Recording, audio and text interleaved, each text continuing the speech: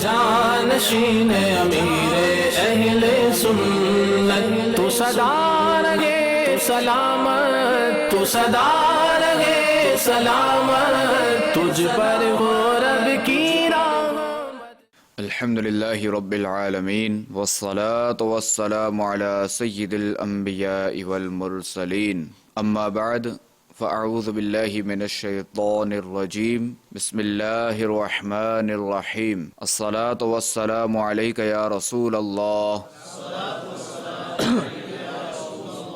وعلی آلک واصحابک یا حبیب اللہ، الصلاة والسلام علیک یا نبی اللہ وعلی آلک واصحابک یا نور اللہ۔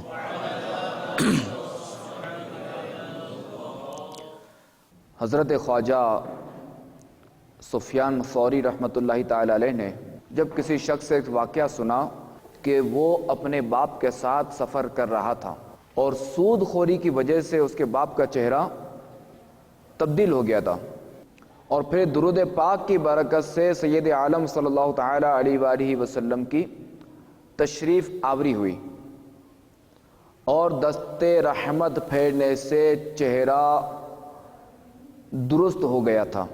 تو یہ واقعہ سن کر حضرت خواجہ سفیان ثوری رحمۃ اللہ تعالی علیہ نے اپنے شاگردوں کو حکم دیا کہ یہ واقعہ کتابوں میں لکھو اور حضور علیہ الصلوۃ والسلام کی امت کو سناؤ تاکہ درود پاک کی کثرت کر کے دنیا اور آخرت کے عذاب سے نجات حاصل کر سکیں۔ صلو علی الحبیب صلی اللہ تعالی علی محمد صلی اللہ علیہ وسلم۔ تو یہ میرے میٹھے میٹھے اسلامی بھائیوں اور مدنی چینل کے ناظرین، ایک تو یہ پتہ چلا کہ جو سود خور ہے اس کو بعض اوقات دنیا میں بھی سزا مل جاتی ہے، اور سود سے ہمیں بچنا چاہیے کہ یہ حرام قطعی، یہ حرام ہے۔ تو سود کا معاملہ اتنا خطرناک ہے، اللہ ہمیں اسے محفوظ رکھے۔ اور یہ بھی پتہ چلا کہ اگر بندہ گناہ گار ہے، اگر وہ اللہ تبارک و تعالیٰ کے حبیب صلی اللہ تعالیٰ علیہ وآلہ وسلم پر درود پاک پڑھتا ہے تو اس کی برکت سے اس کے گناہ کی سزا بھی جو ہے وہ معاف ہو جاتی ہے، ٹل جاتی ہے۔ تو ہمیں چاہیے کہ ہم جو ہے وہ خوب سے خوب درود و سلام پڑھا کریں، اور اس کا مطلب ہرگز یہ نہیں کہ بندہ جو ہے وہ گناہ جاری رکھے، سودی لین دین جاری رکھے، شراب جاری رکھے، دیگر گناہ کرتا رہے اور ساتھ میں درود پاک پڑھتا رہے کہ چلو بھائی میں یہ سارے گناہ بھی جاری رکھوں، درود پاک بھی پڑھتا رہوں تاکہ جو ہے نا وہ میرا بیڑا پار ہو جائے۔ تو نہیں، ایسا نہیں۔ البتہ اگر کوئی ایسا گناہ گار ہے اور یہ اگر اس طرح کا کرتا ہے، اگر کوئی معروف گناہ گار آئے نہ اگر وہ ان طرح کرے تو البتہ یہ ضرور تھی نو کہ انشاءاللہ عز و جل ان کے توبہ نصیب تھی نہیں نو ان بدے گناہ سے بچے بنو، مگر ہرگز ای مطلب نے کہ معروف گناہ جاری رکھے نے ای بھی کم کرے کہ یعنی ان نیت سے معروف کہہ رہا ہوں اللہ درود شریف پڑھنا نے گناہ بھی جاری رکھا، ایتا نہ کہ چاہے کہ جو چنگاری جو ہوئی تھی اس ساو اترک سی ہوئی تھی، ننڈی سی ہوئی تھی، ای پورے گودام کے جو نا روئی جو گودام یا کوئی بھی گودام ان کے باری تے سگے سب ان کے جو نا یہ ستیہ ناس کری تے سگے تو ہی گناہ ننڈے سے ننڈو ہوئے ای ایمان برباد کرن جو سبب تھی تو سگے تو انجلے ہر گناہ سے بچنو ہے۔ اللہ تعالیٰ پانگے ہر صغیرہ نے کبیرہ گناہ سے بچائے۔ آقا علیہ الصلوۃ والسلام نے فرمان ہے نیت المؤمن خیر من عملی، یعنی مسلمان جی نیت ان جے عمل سے بہتر ہے۔ تا بیان سے پہلا جو ہے پر ساری نیتوں کریتا کنوں لیکن جڑے بھی پار کوئی نیک عمل کرو، کوئی بھی کم کرو، اگر کوئی مباح کم ہوئے یعنی مباح کم ہوا ہے کہ جن جو کرنو ثواب نے نہ کرنو، اگر مارو کرے تو تا ثواب ہے، اگر نہ تو کرے ترا ثواب بھی نہیں گناہ بھی نہیں، اگر کرے تو تا ثواب بھی نہیں گناہ بھی نہیں۔ تو ان کم کے چوائے تو مباح کم، اگر مباح کم سے پہلا اگر کوئی ثواب جی نیت کری گنو تو انشاءاللہ عز و جل ان کے ان کم جو بھی ثواب ملنو۔ نلے پار مسلمانیوں نے مومن ای ہے کہ مومن جو ہے نیکیاں جو حریص ہوئے تو کہ نہیں بس ان جی تمنا ہی کہ بس میں کہ نیکیوں کھپن وہ پانچوں انگ رون تو حساب پانچ پیسہ کھپن وہ کیڈا بھی پانچوں پیسہ کھپن تو مومن ہوا ہے ایک مومن نیکیوں جو حریص ہے، یعنی کہ میں نیکیوں کھپن جو دماغ میں بس مجھے نیکیوں کھپن تو پانکے کھپے کے بعد کوئی بھی کم کرو دا پار ثواب جو نیت کری گنو تو انشاءاللہ عز و جل پانکے ثواب منو، جتنی نیتوں کو نہیں اترو کے ثواب بدارے منو۔ پانکے کھپے کے پار ہر کم سے پہلا کی نہ کہ اگر پنچو نیتوں نتا کری سو تو کم از کم حقری نیت ضرور کری گنیا کنو کہ آئی جاؤ کم کرنا نا اور انشاءاللہ عز و جل ان سے پہلا بسم اللہ شریف پڑھی گنو تو انشاءاللہ عز و جل ثواب منو۔ تو نیت کرو کہ انشاءاللہ عز و جل نظر نیچی رکھینے خوب کن لگائنے بیان سننا ہے انشاءاللہ عز و جل۔ ہاں بھی نیت کرا تو کہ انشاءاللہ عز و جل نیکی کی دعوت دینے برائی سے روکنا ہے، اعلاء کلمت الحق کرنا ہے۔ یہ بھی نیت کرو کہ صلو علی الحبیب اذکر اللہ توبو الی اللہ وغیرہ سوری نے ثواب کمائنو نے جو ہی نعرو لگائے یا جو صدا لگائے ان جی دل جو ہی لے ان جو دل رکھے لے آؤں بلند آواز سے جواب دینو ہے۔ صلو علی الحبیب صلی اللہ تعالی علی محمد صلی اللہ علیہ وسلم۔ سن مدری چینل تے بیان ہے، سوشل میڈیا تے بھی ہے، تانے تھوڑا بیان انشاءاللہ اردو میں۔ یاد رہے کہ اللہ تبارک و تعالی نے انسان کو اس دنیا میں ایک مقررہ وقت کے لیے خاص مقصد کے تحت بھیجا ہے۔ چنانچہ پارہ 18 سورۃ المؤمنون آیت نمبر 115 میں ارشاد ہوتا ہے افحسبتم انما خلقناکم عبثا وانکم الینا لا ترجعون۔ ترجمہ کنز ایمان، تو کیا یہ سمجھتے ہو کہ ہم نے تمہیں بیکار بنایا اور تمہیں ہماری طرف پھرنا نہیں؟ خزائن العرفان میں اس آیت مقدسہ کے تحت لکھا ہے، اس کی تفسیر میں لکھا ہے اور کیا تمہیں آخرت میں جزا کے لیے نہیں اٹھنا بلکہ تمہیں عبادت کے لیے پیدا کیا کہ تم پر عبادت لازم کریں اور آخرت میں تم ہماری طرف لوٹ کر آؤ تو تمہیں تمہارے اعمال کی جزا دیں۔ اور موت اور حیات کی پیدائش کا سبب بیان کرتے ہوئے پارہ 29 سورۃ الملک آیت نمبر 2 میں ارشاد ہوتا ہے الذی خلق الموت والحیات لیبلوکم ایکم احسن عملا۔ ترجمہ کنز ایمان، وہ جس نے موت اور زندگی پیدا کی کہ تمہاری جانچ ہو تم میں کس کا کام زیادہ اچھا ہے۔ تو میرے میٹھے میٹھے اسلامی بھائیوں، ان دو آیات کے علاوہ بھی قرآن پاک میں دیگر مقامات پر انسان کو پیدا کرنے کا مقصد بیان فرمایا گیا ہے اور انسان کو اس دنیا میں بہت مختصر سے وقت کے لیے رہنا ہے اور اس وقفے میں اسے قبر و حشر کے طویل ترین معاملات کی تیاری کرنی ہے۔ تو لہٰذا انسان کا وقت بے حد قیمتی ہے اور وقت ایک تیز رفتار گاڑی کی طرح فراٹے بھرتا ہوا جا رہا ہے، نہ روکے رکتا ہے نہ پکڑنے سے ہاتھ آتا ہے، اور جو سانس ایک بار لے لیا وہ پلٹ کر نہیں آتا۔ چنانچہ حضرت سیدنا حسن بصری رحمت اللہ تعالی علیہ فرماتے ہیں جلدی کرو تمہاری زندگی کیا ہے؟ ارے یہی تو سانس ہے کہ اگر رک جائے تو تمہارے ان اعمال کا سلسلہ بھی منقطع ہو جائے جن سے تم اللہ تعالیٰ کا قرب حاصل کرتے ہو۔ اللہ تعالیٰ اس شخص پر رحم فرمائے جس نے اپنا جائزہ لیا اور اپنے گناہوں پر چند آنسو بہائے۔ یہ کہنے کے بعد آپ رحمت اللہ تعالی علیہ نے پارہ 16 سورہ مریم کی آیت نمبر 84 تلاوت فرمائی انما نعد لهم عدا۔ ترجمہ کنز ایمان، ہم تو ان کی گنتی پوری کرتے ہیں۔ امام غزالی رحمت اللہ تعالی علیہ فرماتے ہیں کہ یہاں گنتی سے مراد سانسوں کی گنتی ہے۔ یہ سانس کی مالا اب بس ٹوٹنے والی ہے، غفلت سے مگر دل کیوں بیدار نہیں ہوتا۔ تو اے میرے میٹھے میٹھے اسلامی بھائیوں، واقعی ہمیں مرنا ہے اور یہ ہمارے جو سانس ہے یہ انمول ہیرے ہیں، یہ جو ہمارے لمحات ہے یہ انمول ہیرے ہیں۔ آپ دیکھنے کے جو بھی ہمارا سال گزرا، جو ہمارا مہینہ گزرا، جو ہمارا دن گزرا، ہم اس کو یہی کہتے ہیں گزشتہ۔ کبھی بھی یہ نہیں کہیں گے کہ اب جو سال آئے گا تو وہ ہماری زندگی میں ایڈ ہوگا، نہیں۔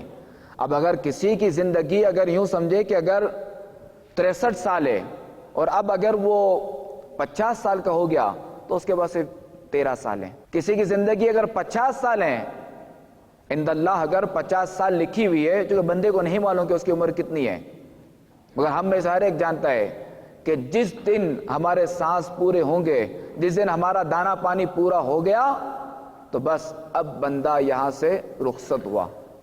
آپ دیکھیں بعض اوقات اسپتال میں ڈرپ لگی ہوئی ہوتی ہے، اور ڈرپ لگی ہوئی ہوتی ہے، اسی دوران آدھی ڈرپ ہو جاتی ہے، آدھی ڈرپ رہ جاتی ہے، اور بندہ ایکسپائر ہوا ہوتا ہے. اسے پانی کی بوتل آدھی پڑی ہوئی ہے، اس نے کچھ کھانے کا کھایا تو وہ بھی وہیں پڑا ہوا ہے، اس کے لیے جو دوائیاں لی تھی اس میں سے کچھ دوائیاں استعمال ہوئی ہیں، باقی چیزیں وہیں کی وہیں پڑی ہے، اور یہ بندہ دنیا سے چلا گیا. تو کیا جتنا پانی اس کے پیٹ میں جانا تھا، جتنا مقدر تھا، وہ گیا. جب اس کا دانہ پانی ختم ہوا، اب یہ بندہ ایکسپائر ہوا، یہ دنیا سے چلا گیا. اس کے سانس جہاں پورے ہوئے، یہ بندہ یہاں سے گیا. تو میرے میٹھے میٹھے اسلامی بھائیوں، جب ہمیں دنیا سے جانا ہے، چونکہ ہمیں یہاں ہمیشہ نہیں رہنا، تو ہمیں اس قبر کی تیاری بھی کرنی چاہیے. اور چونکہ مرنے کے بعد قبر کا مرحلہ ہے، جسے برزخ کا معاملہ بھی کہا جاتا ہے، کہ جہاں ہمیں قیامت تک اس قبر میں رہنا ہے، اور اس کا بھی ایک امتحان ہونا ہے.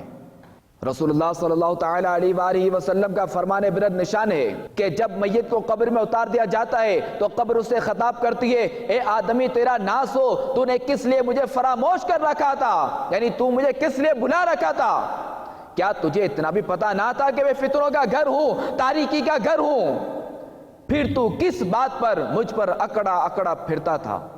اگر وہ مردہ نیک بندے کا ہو تو ایک غیبی آواز قبر سے کہتی ہے، اے قبر، اگر یہ ان میں سے ہو جو نیکی کا حکم کرتے رہے اور برائی سے منع کرتے رہے تو پھر تیرا کیا سلوک ہوگا؟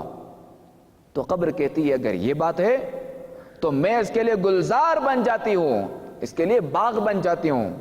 چنانچہ پھر اس شخص کا بدن نور میں تبدیل ہو جاتا ہے اور اس کی روح رب العالمین عز و جل کی بارگاہ کی طرف پرواز کر جاتی ہے. تو میرے میٹھے میٹھے اسلامی بھائیوں اور مدنی چینل کے ناظرین، اس حدیث پاک پر ذرا غور تو فرمائیے کہ جب بھی کوئی قبر میں جاتا ہے، چاہے وہ نیک ہو یا گناہگار، اس کو قبر میں ڈرایا جاتا ہے. اگر گناہگار ہے تو پھر سزا، اور اگر نیک ہے تو پھر یہ قبر اس کے لیے گلزار بن جاتی ہے، باغ بن جاتی ہے. اور یاد رکھیے کہ قبر میں ہمارے ساتھ صرف عمل جائے گا.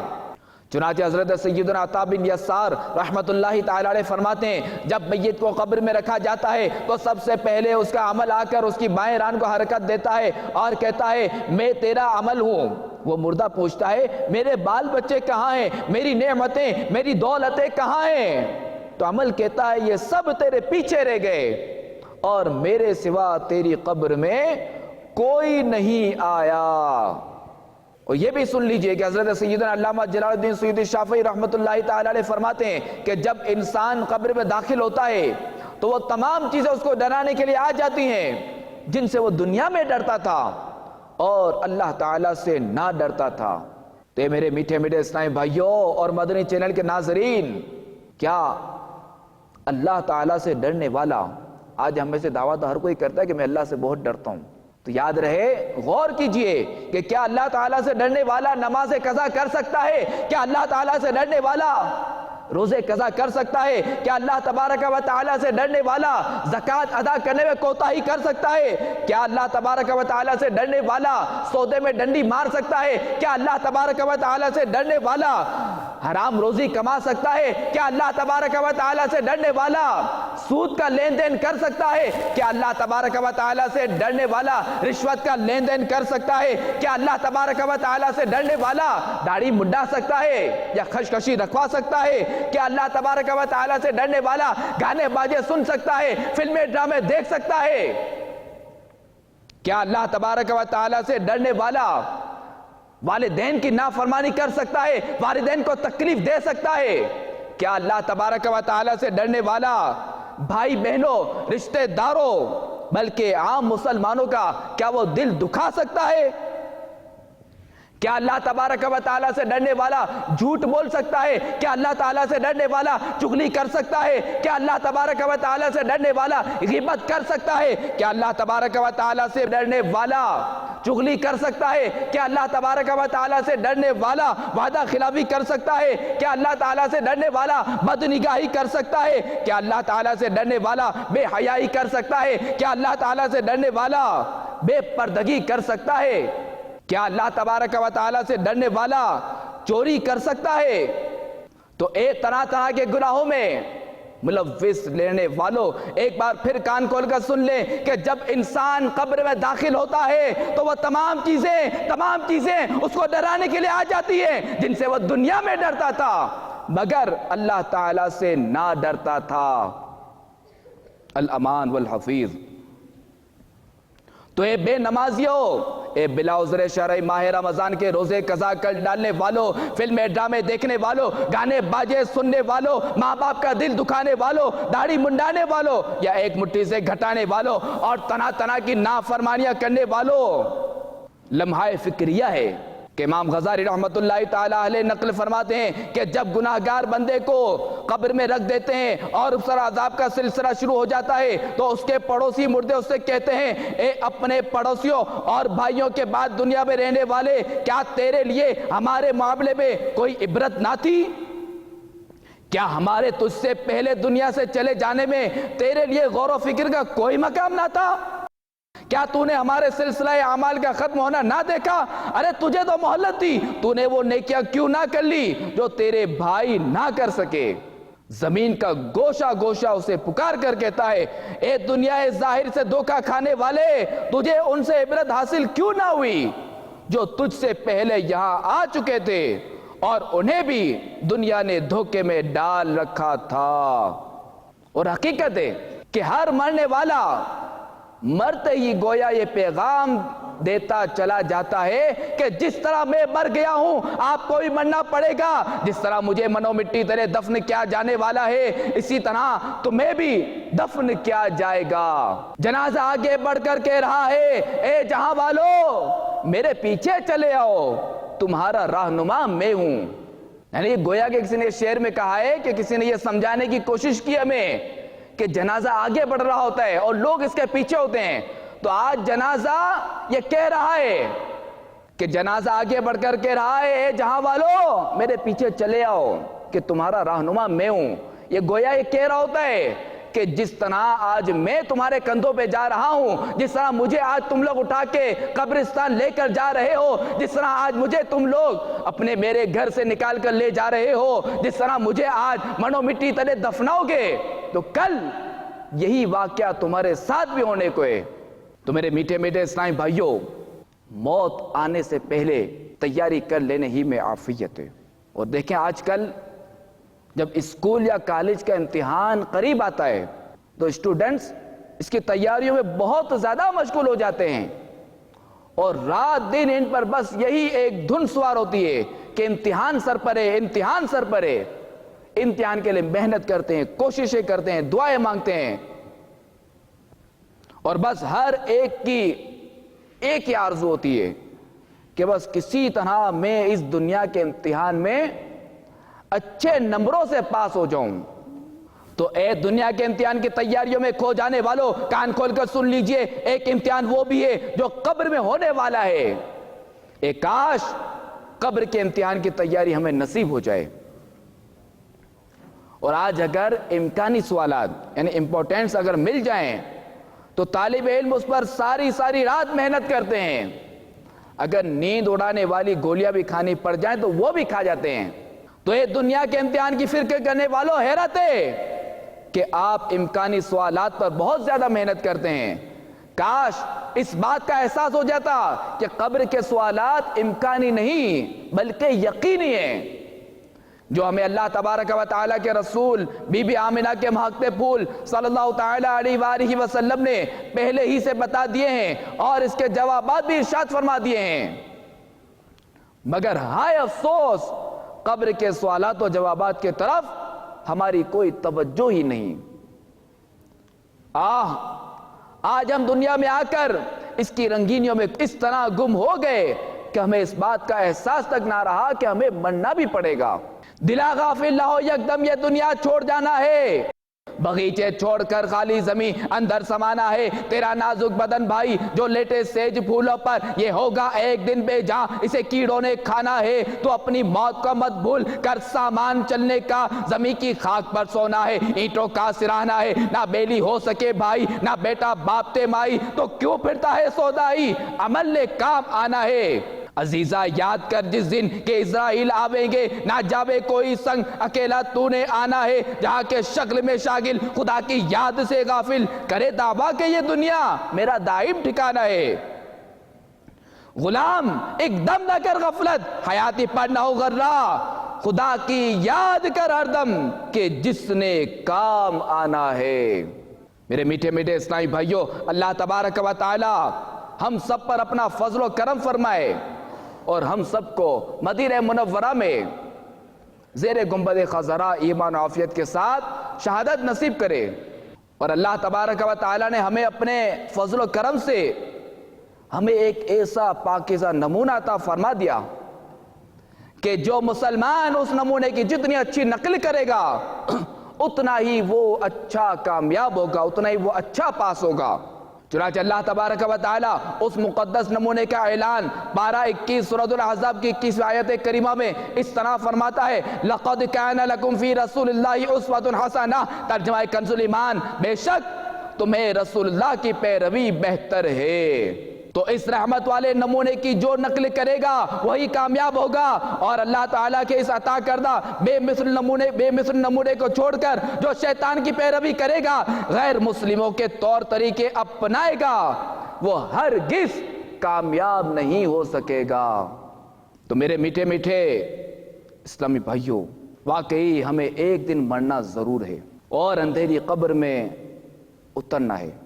یاد رکھیے کہ ہم اپنے دفن کرنے والے کو دیکھ رہے ہوں گے اور ہم ان کی باتیں سن رہے ہوں گے جب وہ مٹی ڈال رہے ہوں گے، اور یہ دردناک منظر بھی ہمیں نظر آ رہا ہوگا، لیکن بول کچھ نہیں سکیں گے۔ اور دفن کرنے کے بعد ہمارے ناز اٹھانے والے رخصت ہو رہے ہوں گے، قبر میں ان کے قدموں کی چاپ سنائی دے رہی ہوگی، دل ڈوبا جا رہا ہوگا، اتنے میں اپنے لمبے لمبے دانتوں سے قبر کی دیواروں کو چیرتے ہوئے خوفناک شکلوں والے کالے کالے محیب بالوں کو لٹکائے دو فرشتے منکر نکیر قبر میں آ پہنچیں گے، ان کی آنکھوں سے شعلے نکل رہے ہوں گے اور وہ سختی کے ساتھ بٹھائیں گے اور سخت لہجے میں سوالات کریں گے۔ تو دنیا کی رنگینیوں میں گم صرف دنیاوی امتحانی کی فکر کرنے والوں، فلمیں ڈرامے دیکھنے والوں، گانے باجے سننے والوں، داڑھی منڈانے والوں، داڑھی کو ایک مٹھی سے گھٹانے والوں، حرام روزی کمانے والوں، سود اور رشوت کا لین دین کرنے والوں، اپنے عہدے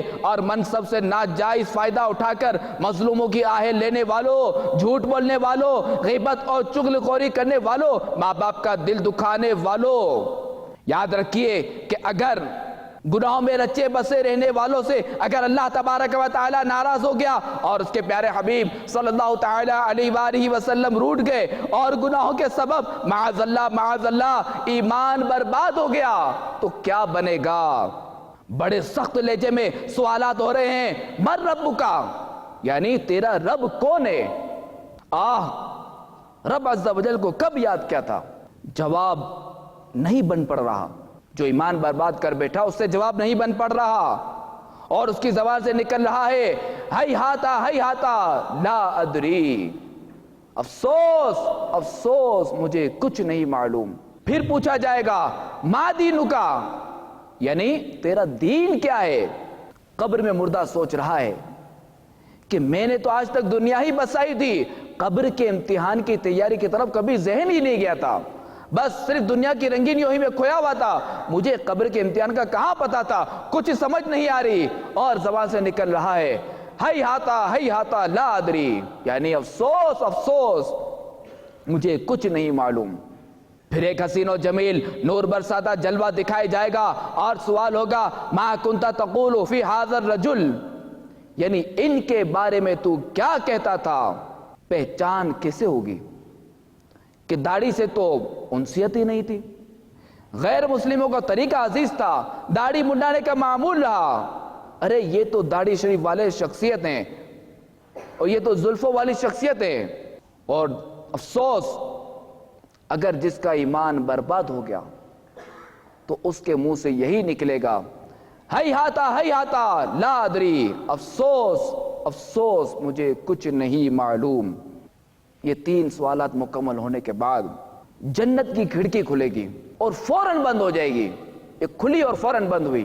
پھر جہنم کی کھڑکی کھلے گی اور اسے کہا جائے گا کہ اگر تو نے صحیح جوابات دیے ہوتے تو تیرے لیے وہ جنت کی کھڑکی تھی۔ یہ سن کر اسے حسرت بالائے حسرت ہوگی، اس کے کفن کو آگ کے کفن سے تبدیل کر دیا جائے گا، آگ کا بچھونا قبر میں بچھا دیا جائے گا، سانپ اور بچھو لپٹ جائیں گے۔ آج مچھر کا بھی ڈنگ آہ سہا جاتا نہیں، قبر میں بچھو کے ڈنگ کیسے سہے گا بھائی؟ اللہ ہمارا ایمان سلامت رکھے، ہمارا خاتمہ بالخیر فرمائے، ہمیں نکیرین کے سوالات کے جوابات میں آسانیاں فرمائے۔ تو اے نماز پڑھنے والو، اے رمضان کے روزے رکھنے والو، اے حج ادا کرنے والو، اے پوری زکوٰۃ ادا کرنے والو، اے فلموں ڈراموں سے بچنے والو، اے وعدہ خلافی، بد اخلاقی، بد نگاہی، جھوٹ، غیبت، چغلی، اللہ تعالیٰ کی رضا کے لیے میٹھے بول بولنے والو، تمہیں مبارک ہو کہ جب مومن بندہ قبر میں جائے گا اور اس سے سوال ہوگا مر رب کا، یعنی تیرا رب کون ہے؟ تو وہ کہے گا ربی اللہ، میرا رب اللہ ہے۔ پھر سوال ہوگا ما دین کا، تیرا دین کیا ہے؟ زبان سے نکلے گا دینی الاسلام، میرا دین اسلام ہے۔ پھر روح نہ کیوں ہو مضطرب موت کے انتظار میں، سنتا ہوں مجھ کو دیکھنے آئیں گے وہ مزار میں۔ قبر میں سرکار آئے تو میں قدموں پر گروں، گر فرشتے بھی اٹھائیں تو میں ان سے یوں کہوں اب تو پائے ناز سے اے فرشتوں کیوں اٹھوں، مر کے پہنچا ہوں یہاں اس دل ربا کے واسطے۔ تو جب رسول اللہ صلی اللہ تعالی علیہ وآلہ وسلم کے بارے میں پوچھا جائے گا ما کنت تقول فی ھذا الرجل، اس مرد کے بارے میں تو کیا کہتا تھا، تو بے ساختہ زبان سے جاری ہوگا ہوا رسول اللہ صلی اللہ تعالی علیہ وآلہ وسلم، یعنی یہ اللہ کے رسول ہیں۔ ارے یہی تو وہ میرے آقا ہیں کہ جن کا ذکر خیر سن کر میں جھومتا تھا اور نام نامی اسم گرامی سن کر عقیدت سے انگوٹھے چومتا تھا۔ یہ تو میرے وہی آقا ہے کہ جن کی یاد میرے لیے سرمایہ حیات تھی۔ یہی تو میرے آقا ہے کہ جن کا ذکر میرے دل کا سرور اور میری آنکھوں کا نور تھا۔ تمہاری یاد کو کیسے نہ زندگی سمجھوں، تمہاری یاد کو کیسے نہ زندگی سمجھوں، یہی تو ایک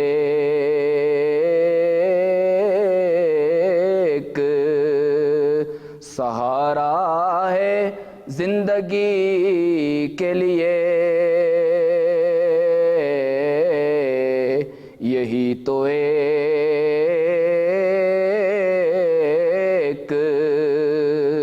سہارا ہے زندگی کے لیے۔ میرے تو آپ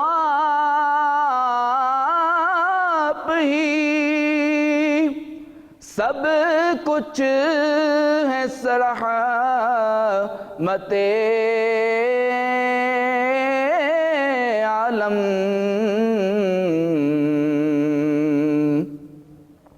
میرے تو آپ ہی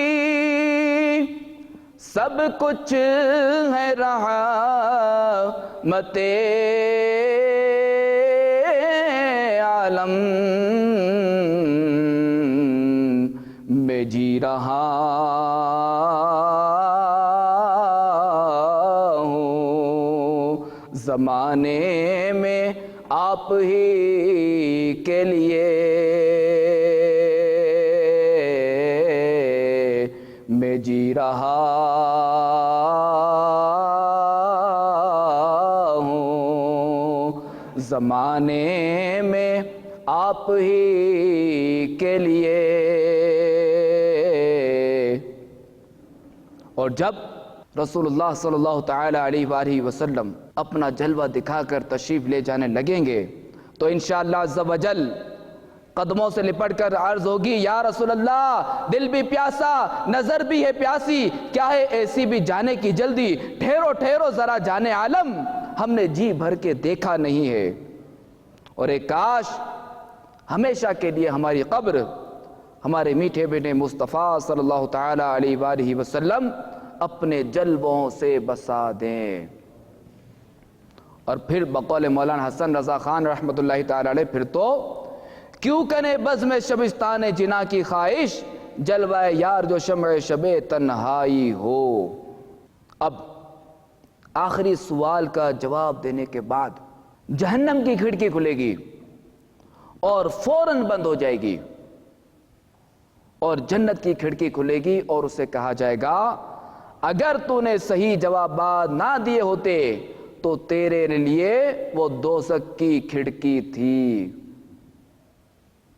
تو یہ سن کر اسے خوشی بالائے خوشی ہوگی، اسے خوشی پر خوشی ہوگی، اور اب جنتی کفن ہوگا، جنتی بچھونا ہوگا، اور قبر تا حد سے نظر وسیع ہوگی، اور اب اس کے مزے ہی مزے ہوں گے۔ قبر میں لہرائیں گے تا حشر چشم نور کے۔ سید اعلی حضرت امام محمد رضا خان علیہ رحمت الرحمن فرماتے ہیں قبر میں لہرائیں گے تا حشر چشم نور کے، جلوہ فرما ہوگی جب طلعت رسول اللہ کی، جلوہ فرما ہوگی جب طلعت رسول اللہ کی۔ صلو علی الحبیب صلی اللہ تعالی علی محمد صلی اللہ علیہ وسلم۔ تو اے میرے میٹھے میٹھے اسلام بھائیوں اور مدنی چینل کے ناظرین، اللہ تبارک و تعالیٰ کی بارگاہ میں جلدی جلدی اپنے گناہوں سے توبہ کر لیجئے، اور رسول اللہ صلی اللہ تعالی علیہ وآلہ وسلم کا فرمان ہے کہ گناہوں سے توبہ کرنے والا ایسا ہے جیسا کہ اس نے گناہ کیا ہی نہیں۔ تو جلدی جلدی توبہ کر لیجئے۔ ہمارے آقا علیہ الصلوۃ والسلام کا فرمان عبرت نشان ہے جو کوئی جان بوجھ کر ایک نماز بھی چھوڑ دیتا ہے اس کا نام جہنم کے اس دروازے پر لکھ دیا جائے گا جس سے وہ جہنم میں داخل ہوگا۔ تو میرے میٹھے میٹھے اسلامی بھائیوں، نمازوں کی پابندی کیجئے۔ اور باہر شریعت میں ہے کہ غی جہنم میں ایک وادی ہے جس کی گرمی اور گہرائی سب سے زیادہ ہے، اور اس میں ایک کنواں ہے جس کا نام حب ہے۔ جب جہنم کی آگ بجھنے پر آتی ہے تو اللہ تبارک و تعالی اس کنویں کو کھول دیتا ہے جس سے وہ بدستور بھڑکنے لگتی ہے، اور یہ کنواں بے نمازیوں اور زانیوں اور شرابیوں اور سود خواروں اور ماں باپ کو ایذا دینے والوں کے لیے ہے۔ اور رمضان شریف کے روزوں کا بھی اہتمام کیجئے کہ حدیث پاک میں فرمایا جو ماہ رمضان کا ایک روزہ بلا عذر شرعی و مرض قضا کر دیتا ہے تو زمانے بھر کے روزے اس کی قضا نہیں ہو سکتے اگرچہ بعد میں رکھ بھی لے۔ تو میرے میٹھے میٹھے اسلامی بھائیوں، اگر پچھلی نمازیں یا روزے اگر باقی ہیں تو ان کا حساب کر لیجئے، قضا عمری کر لیجئے، اور جان بوجھ کر کی ہوئی تاخیر کے گناہ سے توبہ بھی کر لیجئے۔ اور فلمیں ڈرامے دیکھنے اور بد نگاہی کرنے والوں کو ڈر جانا چاہیے کہ مکاشفات القلوب میں کہ جو اپنی آنکھوں کو حرام سے پر کرے گا اس کی آنکھوں میں قیامت کے روز اللہ تعالی آگ بھر دے گا۔ ماں باپ کو ستانے والوں کے لیے بھی دردناک عذاب کی وعید ہے۔ چنانچہ حدیث پاک میں آتا ہے کہ معراج کی رات رسول اللہ صلی اللہ تعالی علیہ وآلہ وسلم نے ایک منظر یہ بھی دیکھا کہ کچھ لوگ آگ کی شاخوں سے لٹکے ہوئے تھے۔ عرض کی گئی یہ ماں باپ کو گالیاں بکتے تھے۔ داڑھی منڈانے والوں یا ایک مٹھی سے گھٹانے والوں کے لیے بھی مقام غور ہے کہ حدیث پاک میں آتا ہے مونچھوں کو خوب پست کرو اور داڑھیوں کو معافی دو، یعنی بڑھنے دو، اور یہودیوں جیسی صورت مت بناؤ۔ تو میرے میٹھے میٹھے اسلامی بھائیوں، آج سے عہد کر لیجئے کہ میری کوئی نماز قضا نہیں ہوگی، رمضان کا کوئی روزہ قضا نہیں ہوگا، فلمیں ڈرامے نہیں دیکھیں گے، گانے باجے نہیں سنیں گے، داڑھی نہیں منڈائیں گے، ایک مٹھی سے نہیں گھٹائیں گے انشاءاللہ عز و جل۔ اللہ تبارک و تعالی ہمیں ان نیتوں پر استقامت عطا فرمائے، اللہ تعالی ہمیں ثابت قدمی عطا فرمائے، اللہ تعالی اس کے لیے ہمارے لیے راہیں کھول دیں۔ میٹھے میٹھے اسلامی بھائیوں اور مدنی چینل کے ناظرین، جب بھی بندہ اس طرح کے بیانات سنتا ہے تو وقتی طور پر ایک اس کا ذہن بن جاتا ہے کہ اب جو ہے میں سارے گناہ چھوڑ دوں گا اور بس جو اللہ تعالیٰ نے فرمایا میں وہی کروں گا، اس کی رضا والے کام کروں گا، کاروباری میں حلال کماؤں گا، اگرچہ کہ حرام سے مجھے لاکھ روپے ملتے ہیں مگر میں حلال سے بدلے 50,000 کماؤں گا، مگر کماؤں گا تو 50,000 یا 25,000 کماؤں گا، حلال کماؤں گا۔ مگر جیسے ہی بندہ اجتماع سے باہر نکلتا ہے، اس ماحول سے تھوڑا دور جاتا ہے، تو پھر وہی شیطان اس پر غالب آ جاتا ہے اور بندہ وہی اپنے پرانے والے کاموں پر لگ جاتا ہے۔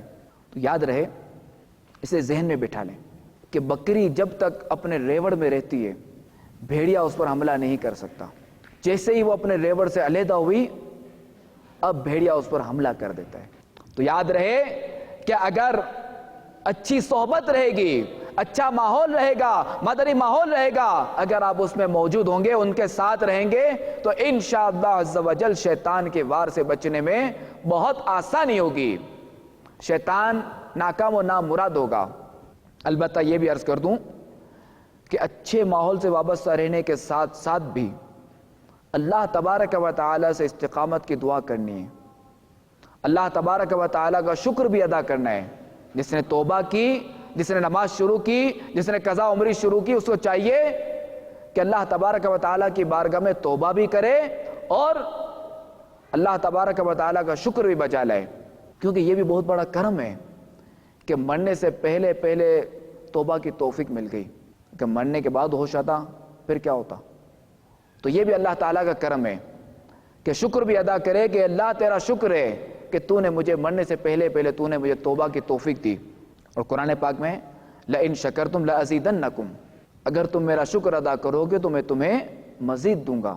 تو علماء فرماتے ہیں کہ اگر شکر ادا کیا جائے گا تو شکر ادا کرنے سے بھی جو ہے استقامت ملے گی، نیکیوں پر استقامت ملے گی، بندہ گناہوں سے بچا رہے گا۔ دعوت اسلامی کا ایک شعبہ ہے المدینۃ العلمیہ، تو اس نے ایک جو ہے وہ رسالہ شائع کیا ہے شکر کے فضائل، کتاب بھی ملتی ہے، اور دوسرے کہ یہ PDF میں بھی موجود ہے، کہ جہاں کتاب ممکن نہیں یا آپ چاہتے ہیں کہ کتاب نہ لیں اور آپ چاہتے ہیں کہ میں اپنے اسمارٹ فون میں ڈاؤن لوڈ کر لوں یا ٹیبلٹ وغیرہ میں ڈاؤن لوڈ کر لوں یا لیپ ٹاپ یا کمپیوٹر میں ڈاؤن لوڈ کر لوں، تو وہ دعوت اسلامی کی ویب سائٹ پہ جا کر PDF میں یہ ڈاؤن لوڈ کر سکتے ہیں۔ اور بھی بے شمار کتابیں ہیں۔ اچھا، جس طرح میں نے قضا عمری کے لیے عرض کی تو لگیا تو یاد ہے یہ بھی عرض کر دوں کہ چونکہ نماز اب تک پچھلی جو چھوڑی ہے ان کی قضا لازم ہے، قضا ضروری ہے، کیونکہ توبہ کے بھی ارکان ہے نا۔ اب جیسے کسی نے کوئی گناہ کیا تو اگر وہ گناہ ایسا ہے کہ جس کی تلافی بھی ہے تو اس کی تلافی بھی کرنی پڑے گی، تو اگر کسی نے توبہ کی اور اب وہ چاہتا ہے کہ توبہ پر استقامت ملے، توبہ پر قائم رہے، آئندہ گناہوں سے بچا رہے، تو اسے چاہیے کہ اچھے ماحول سے وابستہ رہے۔ تو الحمدللہ عز و جل دعوت اسلامی کا مدنی ماحول آپ کے سامنے ہے، تو آپ دعوت اسلامی میں آ جائیں، گناہوں سے اپنے آپ کو بچانے کے لیے دعوت اسلامی میں آ جائیں، دیگر اسلامی بھائیوں کو، دیگر مسلمانوں کو گناہوں سے بچانے کے لیے، ان کو نیکی کی دعوت عام کرنے کے لیے، خود میں نیکیاں کمانے اور نیکی کی دعوت عام کرنے کے لیے اگر آپ چاہتے ہیں نیکی کی دعوت عام کریں آپ، تو اس کے لیے آپ دعوت اسلامی میں آ جائیں، کہ یہ مدنی ماحول ایسا ہے کہ جو اس میں آتا ہے گناہگار تو وہ خود بھی گناہوں سے بچتا ہے، دوسروں کو بھی بچاتا ہے، جو خود بھی نیکیاں کرتا ہے اور دوسروں کو بھی نیکی کی دعوت دیتا ہے۔ مجھے اپنی اور ساری دنیا کے لوگوں کی اصلاح کی کوشش کرنی ہے، تو اپنی اصلاح کے لیے امیر اہل سنت دامت برکاتہم العالیہ نے ہمیں 72 مدنی انعامات کا گلدستہ عطا فرمایا ہے، کہ اگر ہم 72 مدنی انعامات پر عمل کریں گے، اس پر عمل کرتے ہوئے اپنی زندگی گزاریں گے، تو انشاءاللہ عز و جل اپنی اصلاح ہوتی رہے گی۔ ساری دنیا کے لوگوں کی ہمیں اصلاح کی کوشش کرنی ہے، اصلاح کرنے میں کامیاب ہوں یہ ضروری نہیں، ہم کوشش کریں گے اس کا ہمیں ثواب ملے گا۔ بندے کا کام ہے کوشش کرنا، پائے تکمیل تک پہنچانا رب تبارک و تعالیٰ کا کام ہے، تو ہمیں نیکی کی دعوت دینے کا ثواب ملے گا، تو ہمیں جو ہے وہ اصلاح کی کوشش کرنے کا ثواب ملے گا۔ تو دنیا بھر کے لوگوں کی اصلاح کی کوشش کرنے کے لیے جو امیر اہل سنت نے ہمیں دیا ہے وہ مدنی قافلہ، کہ لوگ دعوت اسلامی کے تحت، دعوت اسلامی کے ساتھ جو ہے وہ مدنی قافلوں میں سفر کرتے ہیں اور وہاں جا کر وہ نیکی کی دعوت دیتے ہیں، اور پھر جو وہاں بہاریں ہوتی ہیں اس کی بات ہی کچھ اور ہے۔ یعنی مدنی قافلے ایسی ایسی جگہوں پہ گئے کہ جہاں مسجدوں پہ تالے پڑے ہوئے ہیں، دعوت اسلامی والے گئے، مدنی قافلے گئے اور انہوں نے مسجدوں کو کھولا، ان کی صفائیاں کی اور وہاں نمازیں شروع کی. یہ بھی مسجد کا حق ہے. خیر، تو میرے میٹھے میٹھے اسلامی بھائیوں، آئیے آپ دعوت اسلامی کے مدنی ماحول کے ساتھ وابستہ ہو جائیں. آمین بجاہ النبی الامین صلی اللہ تعالی علیہ وآلہ وسلم. صلو علی الحبیب صلی اللہ تعالی علی محمد. جانشین امیر اہل سنت تو سدا رہے سلامت، تو سدا رہے سلامت، تجھ پر ہو